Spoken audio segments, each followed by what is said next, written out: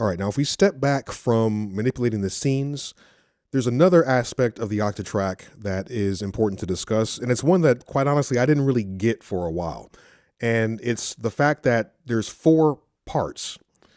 The parts have settings for the track settings, the machines that are assigned to the tracks, the samples that are assigned to those machines, and the scenes. So for each part, you can have 16 different scenes and completely different track machines assigned to your tracks with different samples and different settings. This can be a very powerful feature if you want to add some variation, if you want to go from one pattern to another that has completely different settings. The parts are also saved with the pattern. So it's a very cool thing to play around with. I'm going to demonstrate this relatively quickly, but I think you'll understand the power of this feature. Now, let's just say I'm going to go ahead and unmute all the rest of these tracks.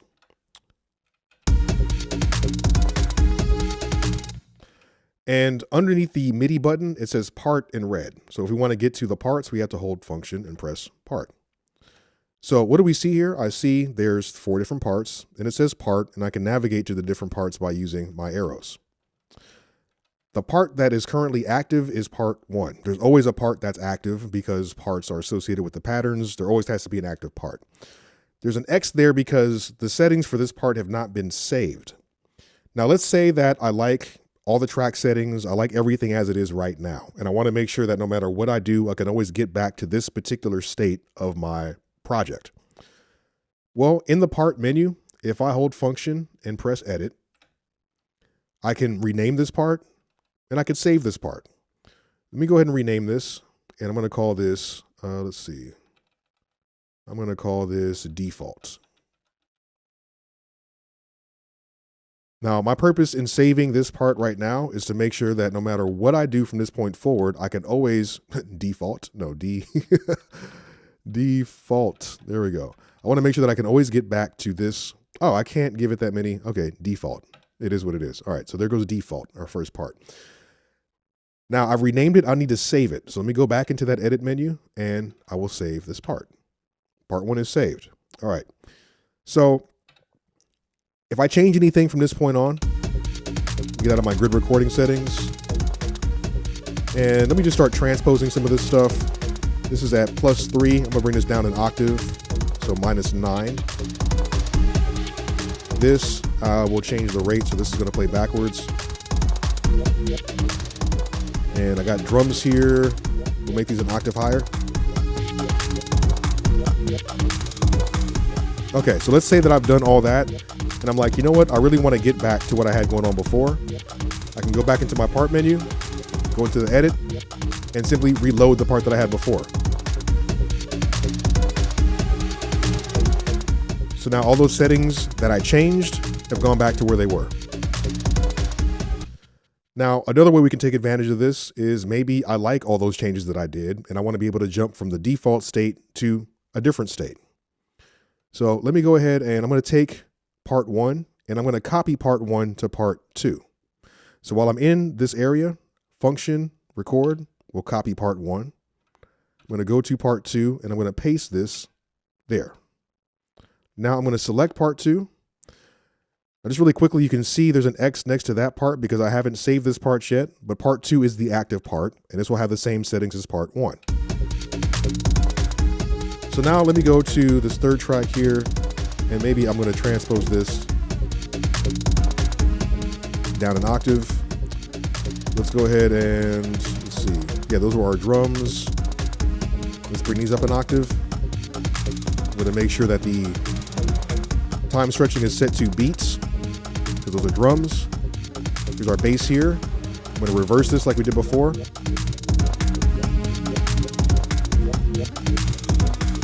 Our first track here, let me see, let's turn this up some. And what else do we have here? We have tracks 5, that's the bounce. Track 6. Do we have a filter? Oh, that's right, we have the lo-fi. Well, you know what, let's go ahead and change it so that instead of having lo-fi here, we'll have the filter. And we're just going to low pass this. Maybe maybe not adjust the cue that much. Let me go to track 3. We're going to add an effect. We got delay. Yeah, enable the ping pong here and turn up the send amount, the feedback amount.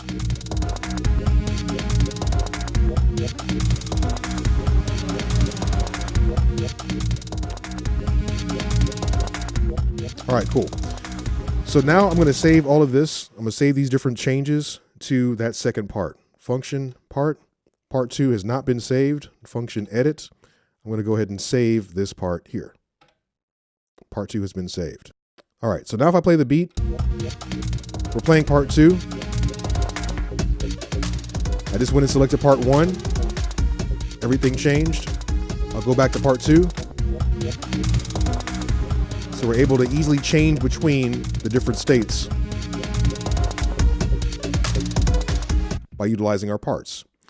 Now, just to hammer this home a bit more, like I said, the parts are tied to the patterns. And right now I'm in pattern 1. I'm going to go ahead and copy and paste this, but this time we'll do it for a purpose. So my grid recording is off. Function copy, copies the pattern. Hold pattern, go to slot 2, function paste. So I'm going to make it so that pattern 1 here plays part 1. So that's already set. I'm going to make it so that pattern 2 is going to play part 2. So if I look now, pattern 2 is assigned to part 2, and pattern 1 is assigned to part 1. So what happens if we play these? Well, let me go ahead and play the first pattern.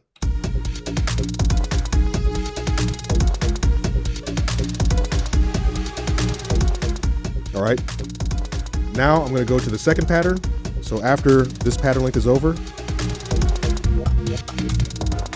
and you can see the part change. It says part 2.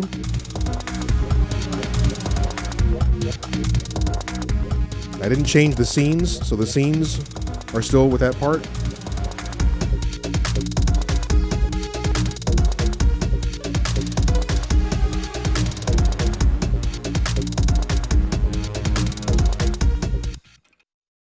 So there you go. Now, with what we learned about arranging and stuff before, utilizing parts so that you have some dramatically different changes, or using this for live performance can be very, very powerful.